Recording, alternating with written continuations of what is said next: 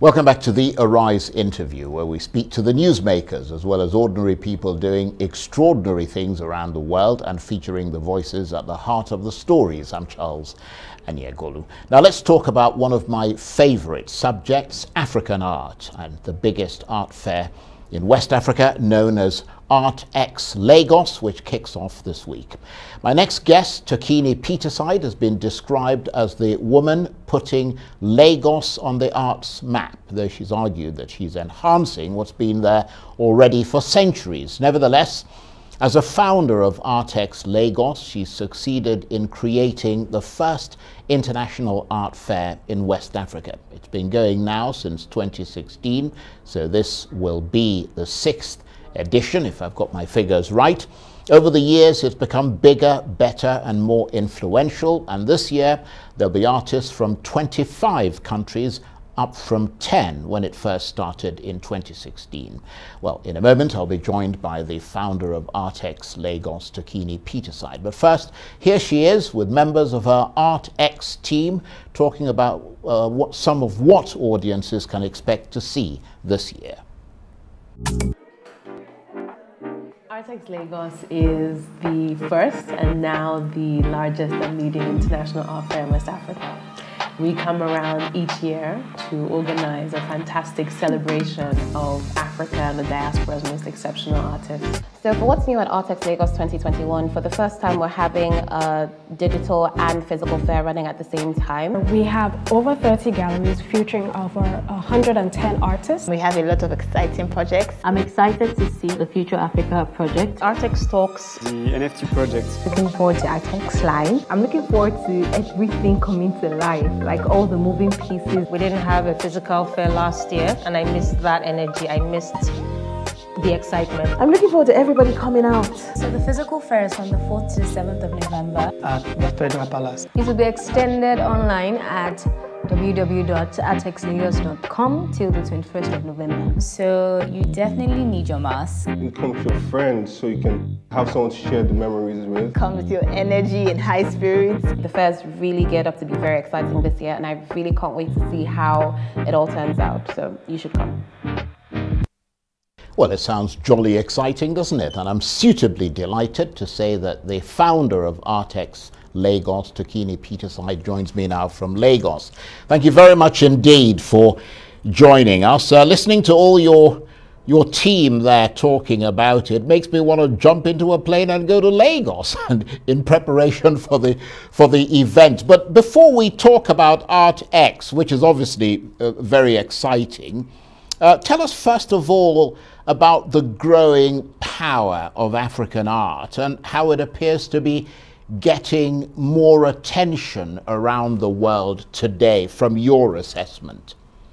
Thank you very much to Arise for being such great friends of ArtX Lagos. So you've asked about the growing power of African art. The truth is, African art has always been powerful. We had art that was produced hundreds of years ago by the Benin Empire, the Ife kingdoms, the societies around Nok. There was so much art that was coming out of Nigeria. So we are veterans in this space. Now, what is happening is that the rest of the world has taken a bit longer to switch on to the fact that this brilliance emanates from contemporary Africa as well. And of course, in the last few years, we have seen record-breaking numbers at auction, for example, with artists, Nigerian artists such as Bene Nwonwu, scaling the £1 million mark when his painting of the Ile-Ife Princess Tutu in 2018 was sold at auction. Now, there is a lot of excitement around the world about African art, especially African contemporary art. And that is due to platforms that have been emerging over the past decade, I would say. Auction houses on the African continent, art fairs such as what we do at ArtX Lagos emerging on the continent, and also some of the world's bigger museums deciding that they would start to incorporate works by today's African artists within their collections, and also many exhibitions that are now being organized around the world featuring Africa's artists. So there is an excitement about African art, but it's excitement that we certainly hope is here to stay, and we want to see this be more than a passing phase or a trend. We want to see the entrenchment of artists of African heritage and their work within the global art industry. And you made a very good point there, talking about the need for this not to be a sort of fly-by-night affair, and that it needs to be entrenched. Let's expand a little more on that.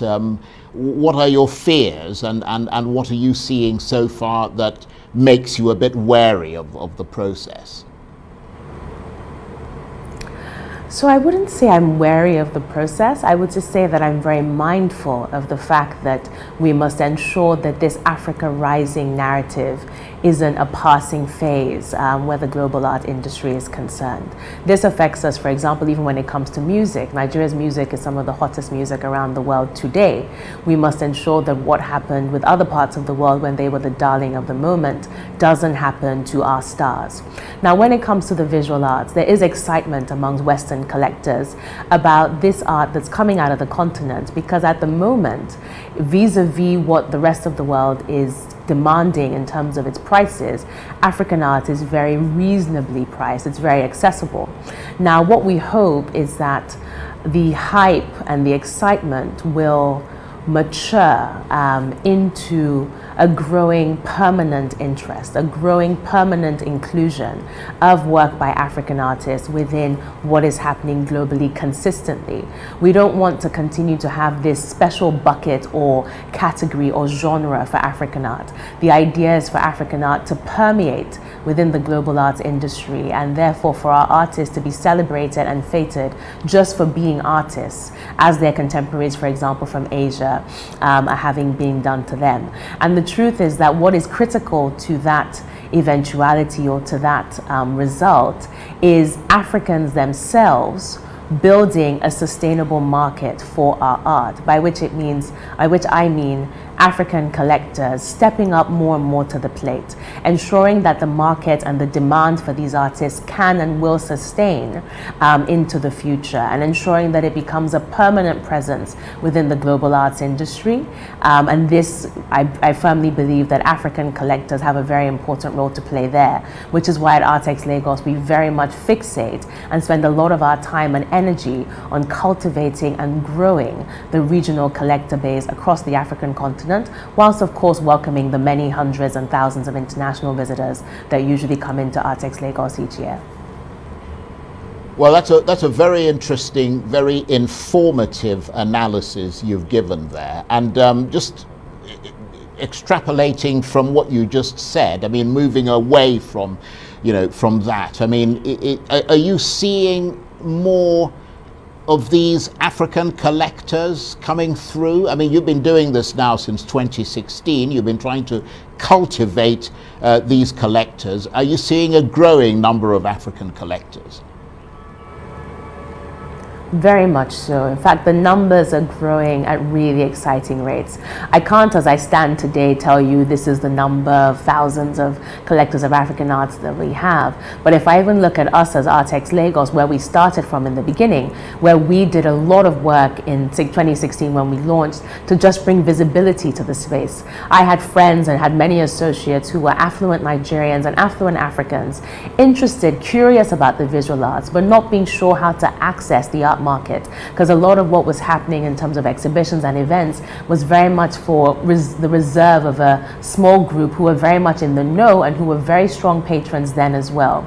We have worked tirelessly to grow that collector base, simply for the fact that my phone is consistently ringing off the hook with collectors wanting to attend Artex Lagos, people wanting to attend our collectors preview, which as a matter of fact opens tomorrow. I'll give you another example. Up until 2 weeks ago, a traveler to Nigeria needed to spend 7 days in quarantine, which meant that many international visitors, for them, coming to Artex Lagos would be too difficult. We still nonetheless were confident enough to continue to go on with our fair, because we know that there's a very solid and growing base of art collectors across Nigeria who are more than enough to sustain the fair and the many galleries that are coming from around Nigeria and from around Africa and the diaspora to participate. So we are not dependent or reliant on international collectors. We very much enjoy their presence. We welcome their presence and want them to be part of the conversation. But I will be honest and say that the number of collectors is growing, has grown very, very quickly over the last 5-6 years. We're very excited to have been catalysts in that growth. And we're confident that really this is still very much beginning and early days for us, and that into the future there will be thousands more coming into the fold. We are people that love creativity. We are Africa's music capital, Africa's fashion capital, film capital. It goes without saying that we should of course be Africa's art capital and bring in many from around the continent and the diaspora to reinforce and strengthen what we have going on here in Lagos, which is very powerful. Well, I couldn't have said it better myself. So let's talk specifically about ArtX Lagos, which you founded. It's now several years in and clearly successful. What was the idea behind it? So the idea sprung from a number of conversations that I've been having over the years. In 2008, I bought my first real serious work of art, let's say, and evolved from prints to an actual work that I bought at auction. Nigeria's first ever art auction house was opened in that year, and I bought this work. And over the next 8 years, I would have many conversations with artists whose work I was collecting, speaking to, for example, their frustrations at feeling that, first of all, the collector base was not large enough in Nigeria to accommodate their practices, and secondly, that they felt quite cut off from the international art market, whose capitals are places such as London, New York, etc. And so what I then discovered was a number of them were considering emigrating out of Nigeria because they wanted to really further their careers in markets that they felt were more receptive and more accommodating. Also straddling that at the same time, I was building a strategy consultancy in which I was helping entrepreneurs such as Rennie Falawi develop a Lara or Makio fashion designer. And artists started to ask me, you know, can you do this work with us? So I then spent some time researching and realized that I wanted to build a platform that could see many more artists supported in the professionalization of their careers, but also the management of their businesses. And the way to do that was through galleries, to strengthen the gallery infrastructure within Nigeria and also across Africa. And so from day one, we had a very Pan-African vision. Even from our very first fair, we had the two biggest galleries from South Africa participate, 2 galleries from Ghana and a gallery from Mali, alongside Nigeria's strongest art galleries. And what were we trying to do? We were trying to basically cultivate this interest in art from across Africa here in Nigeria, but also bring in the international audience. We wanted to create a moment for Lagos on the global art calendar, which could move towards establishing Lagos as a cultural and arts capital on the continent to be known globally. Yes. And, okay, I don't actually mean to interrupt you, but we will take a break and we'll come straight back and we'll continue from where you stopped. So do bear with us. We've got to go to the market. Okay. You're watching the Arise interview. Plenty more still ahead as we continue our chat with the founder of ArtX Lagos, Tokini Peterside, as West Africa's biggest art fair kicks off in Lagos this week. Stay with us.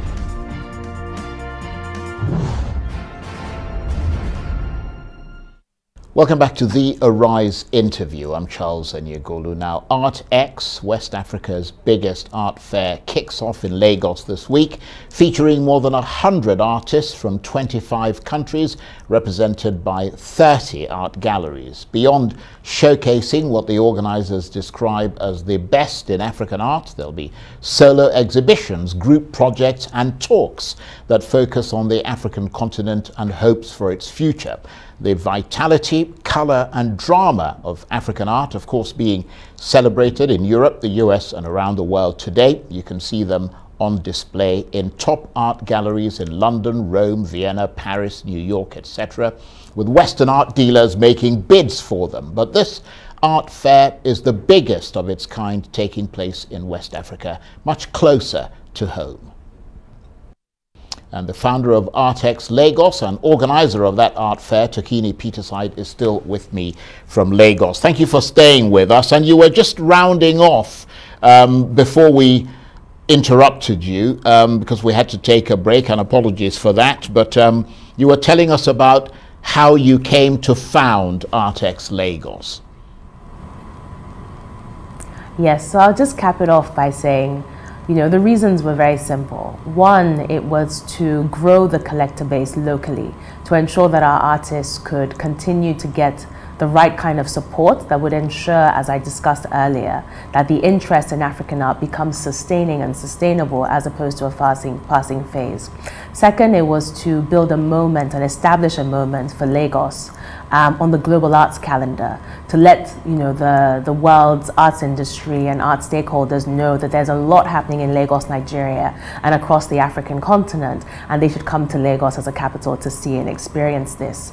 And it was also to democratize access, to allow everyday Nigerians and people access to the very best art from across Africa, to experience it, to come close to it, to patronize and to admire it, whether or not they were buying, to make them feel welcome, that they too could be part of this experience. So these are just some of the many reasons why Artex Lagos, why I created it, and why I felt there was a need, and we continue to still do the work that we feel is very important towards addressing these challenges that had been identified 6 years ago. Well, it all sounds very interesting indeed. And the theme for this year's ArtX Fair is the restful ones are not yet born. What is that supposed to convey? So this is the theme for our curated section, because our gallery section is not themed. The Restful Ones Are Not Yet Born is a play or twist on Aikwe Ama's novel, The Beautiful Ones Are Not Yet Born. What are we simply saying? That Africa is not at rest. That in the light of so many challenges that we've had as a continent over several decades, this generation is making a statement and a mark that we want to be part of the solutions for Africa. We want to think and discuss together and be inspired to uncover what do we need to build, how do we need to think, what should we be talking about, what should we be prioritizing. And so we have artists coming together, we have Ghanaian artists, Moroccan artists, Nigerian artists, all putting forward these projects that tackle one area or another that they feel is very important in determining in determining our ability to see the Africa that we desire and the Africa that we deserve. That sounds very interesting. And of course, art, as you correctly pointed out there, is a way of looking at ourselves, a way of glimpsing our lives, where things are, where we would like things to be. There is, of course, the COP26 climate conference taking place in Glasgow, Africa featuring prominently there. Do you think art can help us to see, hear or feel the problems facing our continent and our planet in that regard? Yes, certainly. And at Artex Lagos, we have organized special projects in the past at our fair speaking to this issue. Artists, for example, have taken photographs of dilapidated structures across Lagos and Nigeria, areas of flooding, waste, pollution, and have used innovative technologies such as augmented reality to show what the devastating effects and impacts of this could be. We had this at our last fair. Artists can play a very important role in advocacy for this climate change and sustainability issue. And we're very excited when we have the opportunity to work with artists who are passionate about these issues and can speak to them in a concerted way. And you talked about the artists. What are the criteria that you use in choosing them, choosing the ones that you feature in the fair?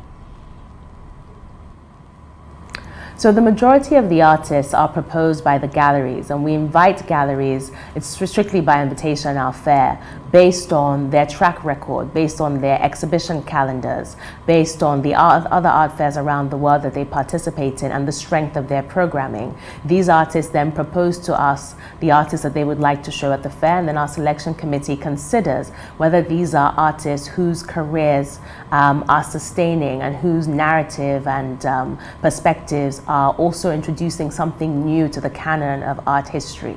So these are some of the criteria that we choose, but we always aim to work with the best and most innovative artists from across Africa and the diaspora.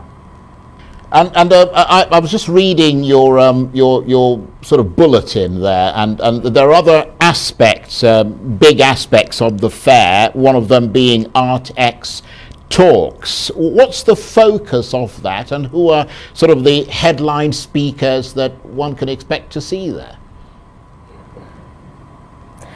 So each year with Artex Talks, we organize these pertinent conversations around the state and the future of contemporary art, especially art from Africa. This year, our talks speak to the theme, The Restful Ones Are Not Yet Born, but cover a variety of areas. The Danger of a Single Story, inspired by Chimamanda Adichie's TED Talk, will feature a conversation by artists who don't want to be pigeonholed in the way that African artists have been. I will be moderating a conversation called Beyond Collecting, Building an Ecosystem, speaking to collectors who, like myself, are launching important institutions that mean very much to contribute to the arts ecosystem across Africa. And there will be many other such conversations as these. The vast majority of them will happen online and can be accessed via Zoom by a wide audience. And one or two of them will take place physically at the fair, but also will be accessible online for wide audiences to watch them via our website. And you've featured a wealth of art in the past, including some that are quite bold. I don't want to go so far as to say they're, radical or political, but they're quite bold. I mean, portrayals, for instance, of people in regions like northeast Nigeria, an insurgency region that defies stereotypes of what people in insurgency-ravaged regions should look and behave like. I mean, what can we expect this time that really stands out? So one particular project comes to mind, and this is the solo exhibition of Etinosa Yvonne. She is the winner of the Access Bank Artex Prize, which we run every year to spotlight an emerging artist who we believe is truly exceptional. She won our prize in 2019 and is now having a solo exhibition at our fair titled It's All in My Head. What does she do? She goes to survivors of conflict, survivors of terrorism from the northeast, survivors of witch hunts from the southeast, and she documents the experiences and the mental and emotional states of these individuals. She's organizing a very powerful solo exhibition at our fair as part of her prize winnings, which will involve video, imagery, and technology, helping the viewer to understand some of the plight of these individuals, but in a way that is powerful whilst also being poetic, a way that ensures that there is no confusion around the issue, that the audience can zero in on the individual's perspective and their experiences and take very seriously what is going on across the country. This is just one example of the kinds of projects we do that speak to the very real situation on the ground in terms of Nigeria, Africa, and all that we're going through. And we've got about 20 seconds. The fair is going to be both physical and online, as I understand it, so one doesn't have to be there in person. Yes, all the projects that we'll be seeing physically at the fair will be online from 4th to 21st November. The physical fair is 4th to 7th November at the Federal Palace, and we look forward to welcoming a vast audience. Well, I look forward to joining it online. Tokini Peterside, founder of Artex Lagos and organizer of that art fair, thank you very much indeed. That's it for this edition of the Arise interview. Join us again tomorrow. From me and the entire team here in Abuja and Lagos, bye-bye and thank you for watching.